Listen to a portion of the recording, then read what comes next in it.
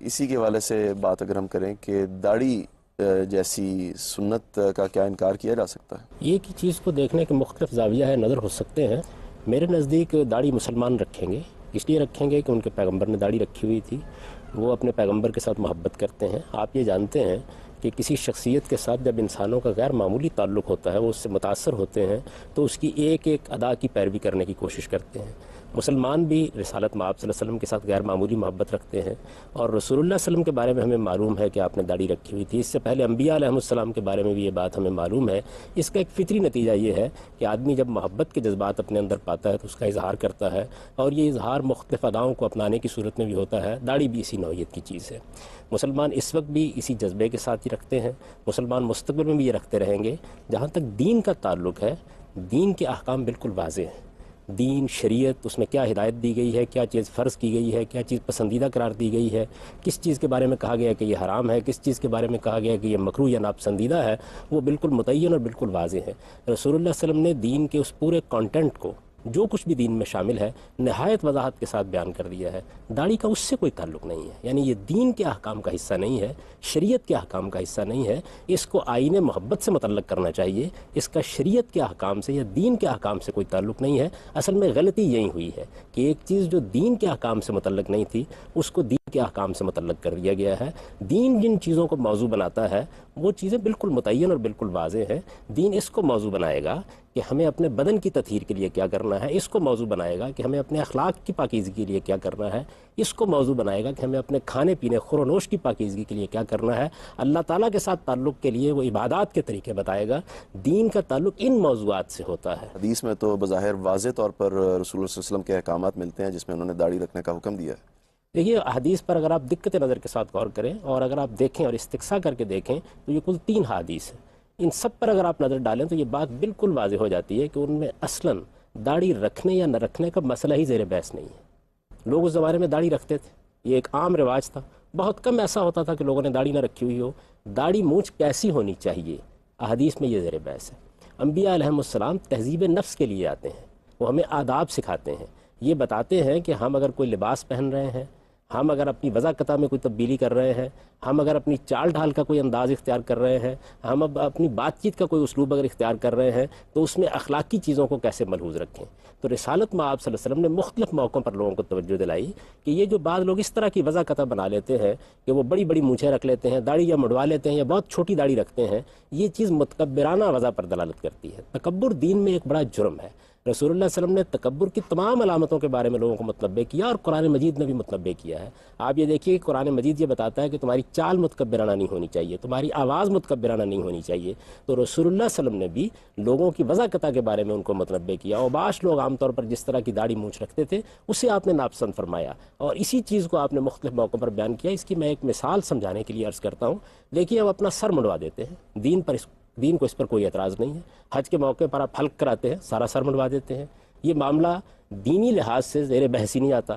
لیکن اگر آپ نے بال رکھے ہوئے ہیں تو رسول اللہ صلی اللہ علیہ وسلم نے ہدایت فرمائی، کیونکہ میں نے پہلے جس طرح عرض کیا انبیاء علیہ السلام آپ کو تہذیب سکھاتے ہیں، تو حضور نے ہدایت فرمائی کہ آپ اپنے بالوں کو بنا سنوار کر رکھیں. اب ظاہر ہے کہ اس حدیث سے اگر آپ یہ استدلال کریں کہ اس میں بال رکھنے کا حکم دیا گیا ہے تو یہ غلط استدلال ہوگا. بال رکھے ہوئے ہیں تو ان کو کیسے رکھنا چاہیے، بنانا چاہیے، سنوارنا چاہیے. آدمی کو بھوت بن کر لوگوں کے سامنے نہیں آنا چاہیے. بالکل اسی طرح سے اگر آپ نے داڑھی مونچھ رکھی ہوئی ہے تو اس میں کیسی وضع ہونی چاہیے، یعنی کیا اوباشوں کی سی داڑھی ہونی چاہیے یا شرفا کی داڑھی ہونی چاہیے.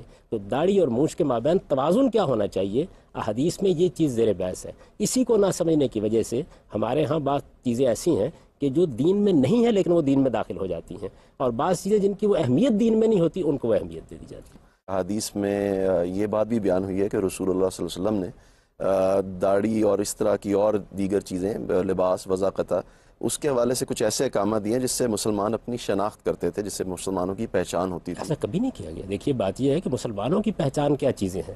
رسول اللہ علیہ وسلم کی ایک بڑی ہی خوبصورت حدیث ہے جس میں جبریل امین نے آپ کے ساتھ ملاقات کی ہے، اور اس میں یہ سوال کیا گیا کہ اسلام کیا ہے. تو آپ نے بتایا کہ اسلام یہ ہے کہ تم اس بات کی شہادت دو کہ اللہ کے سوا کوئی معبود نہیں ہے، محمد صلی اللہ علیہ وسلم اللہ کے پیغمبر ہیں، نماز کا اہتمام کرو، روزے کا اہتمام کرو، حج کا اہتمام کرو. یہ شناخت ہے مسلمانوں کی. یعنی مسلمان نماز پڑھنے کے لیے جائیں گے، مسلمان حج کرنے کے لیے جائیں گے، مسلمان روزہ رکھیں گے رمضان میں، تو یہ چیزیں ان کی شناخت بنیں گی. ان کو رسالت میں آپ صلی اللہ علیہ وسلم نے شناخت کی حیثیت دی ہے. اس طرح کی کسی چیز کو کبھی شناخت کے طور پر پیش نہیں کیا. عام طور پر جو اس طرح کی ایک روایت بیان کی جاتی ہے اس میں در حقیقت یہ مسئلہ ہی زیر بحث نہیں ہے. وہاں تو مسئلہ یہ زیر بحث ہے کہ مسلمانوں نے جب قریش کے خلاف اقدام کرنا شروع کیا ہے تو اس میں مسلمان بھی بستیوں میں موجود تھے. ان کو یہ کہا گیا کہ آپ اپنے آپ کو نمایاں کر لیں اور کسی ایسے طریقے سے نمایاں کر لیں جس سے کہیں آپ کے خلاف کوئی اقدام نہ ہو جائے. اس میں یہ الفاظ آئے ہیں کہ من تشبہ بقوم فہو منہم، یعنی اگر تم لوگ ان کے ساتھ مشابہ رکھو گے اپنے آپ کو، انہی جیسے بن کر رہو گے، تو نتیجے کے طور پر ممکن ہے کارروائی تمہارے خلاف ہو جائے. اس موقع پر بھی جس چیز کو شناخت کی حیثیت دی گئی وہ قرآن میں زیر بحث آ گئی ہے، وہ یہ ہے کہ مسلمان السلام علیکم کہیں گے. یہ مسلمانوں کا شعار قرار دیا گیا. اس طرح کی کسی چیز کو کبھی شناخت نہیں بنایا گیا. تو روایات کے معاملے میں یہ چیز ذہن میں رکھنی چاہیے کہ ان کو سمجھنا پڑتا ہے، ان کے اندر اتر کر ان کا دیکھنا پڑتا ہے، تمام روایات کو جمع کرنا پڑتا ہے، اور پھر قرآن مجید کی روشنی میں ان کا جب جائزہ لیا جاتا ہے تو ان کی صحیح صورت ہمارے سامنے آتی ہے. لیکن جو ٹخنوں سے اوپر کپڑا رکھنے کی ہدایت ہے اس کا تعلق تو یہود سے نہیں ہے، وہ تو مجرد حکم دیا گیا. نہیں، اس میں بھی یہی بات واضح طور پر بیان کر دی گئی ہے کہ لوگ عام طور پر اسبال اختیار کرتے تھے. یہ عربی زبان کی ایک خاص تعبیر ہے.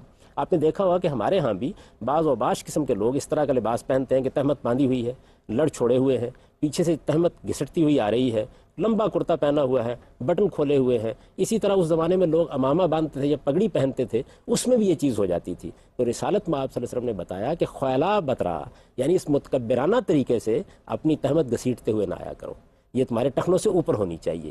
اس معاملے میں تو بالکل واضح ہو گئی اس وقت صورتحال جب سیدنا ابوبکر صدیق نے آپ کی خدمت میں عرض کیا کہ میری تہمت تو بعض اوقات نہیں رہتی اور وہ لٹک جاتی ہے. تو آپ نے فرمایا کہ معاذ اللہ تم کوئی ان متکبرین میں سے ہو. تو اس سے بھی مقصود یہ تھا کہ متکبرانہ وضع قطع نہیں ہونی چاہیے. یعنی آپ کی بات کا مطلب یہ ہے کہ اطلاق کے لحاظ سے اگر ہمیں ان اصولوں پر کوئی چیز غلط نظر آئے گی تب کریں گے، ورنہ جینز وغیرہ یہ سب آپ کے نزدیک ٹھیک ہے؟ ظاہر بات ہے کہ جو لباس بھی آپ پہنیں گے، آج آپ ایک لباس پہنتے ہیں، کل دوسرا پہنتے ہیں، ایک ملک میں ایک لباس پہنتے ہیں، دوسرے ملک میں دوسرا لباس پہنتے ہیں. لباس میں زمانے کے لحاظ سے تبدیلیاں ہوتی رہتی ہیں، تمدن کے لحاظ سے تبدیلیاں ہوتی رہتی ہیں، موسموں کے لحاظ سے اس میں بہت سا فرق کرنا پڑ جاتا ہے. یعنی لباس کے بے شمار پہلو ہیں. تو ہم یہ دیکھیں گے کیا اس میں اسلام کے کسی اخلاقی اصول کی خلاف ورزی نہیں ہو رہی.